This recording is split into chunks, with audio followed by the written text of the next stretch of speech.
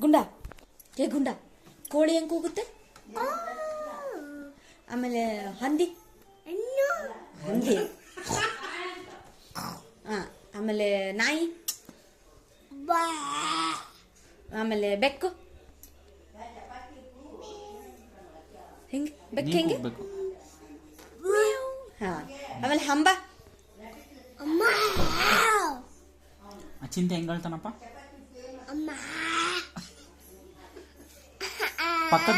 ಪಕ್ಕದ ಮನೆ ಹುಡುಗ ಹೆಂಗ್ ಹೇಳ್ತಾನೆ? ನಿಮ್ಮನೆ ಪಕ್ಕ. ಹೌದಾ? ನಿಮ್ಮಪ್ಪ ಅಮ್ಮನ ಏನಂತ ಕರೀತಾರಪ್ಪ? ಮತ್ತೆ ಇನ್ನೊಂದು ಏನಂತ ಕರೀತಾರೆ? ಚಿನ್ನ. ನಾನು ಯಾರು?